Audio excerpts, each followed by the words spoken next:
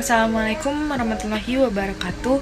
Saya Azura Halwa dari Prodi PGSD dengan NIM 2310187 ingin menjelaskan tentang gagasan pendidikan menurut para tokoh. Gagasan pendidikan menurut para tokoh. Pertama ada Ki Hajar Dewantara. Ki Hajar Dewantara memiliki gagasan pendidikan yang dikenal sebagai Taman Siswa. Gagasan ini menekankan pada pendekatan pendidikan yang holistik, mencakup aspek fisik, mental, moral, dan sosial siswa. Pendidikan di Taman Siswa diarahkan untuk mengembangkan karakter, kreativitas, dan keberanian dalam mencari pengetahuan. Dewantara juga menekankan pentingnya pendidikan sebagai sarana untuk membangun manusia yang berkepribadian dan berguna bagi masyarakat. Ki Hajar Dewantara memiliki pemikiran pendidikan yang revolusioner pada masanya. Ia menekankan pada hak setiap individu terhadap pendidikan tanpa memandang status sosial, ekonomi, atau suku.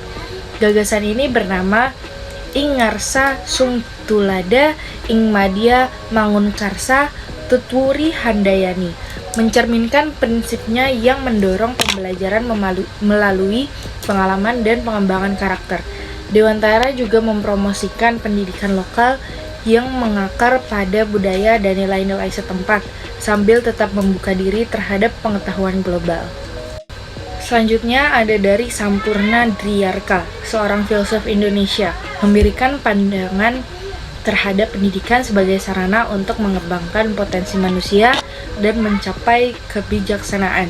Baginya, pendidikan bukan hanya tentang pengetahuan, tetapi juga tentang memahami makna hidup dan keterkaitan manusia dengan alam semesta. Dryarka menyoroti pentingnya etika dan moral dalam pendidikan, serta mengajukan konsep pembentukan karakter yang kokoh melalui refleksi dan penerapan nilai-nilai universal. Sampurna Dryarka mengemukakan bahwa pendidikan seharusnya tidak hanya terfokus pada aspek kognitif, tetapi juga pada pembentukan karakter dan pemahaman mendalam akan makna hidup. Baginya, pendidikan harus mengarah pada peningkatan kesadaran dan kebijaksanaan.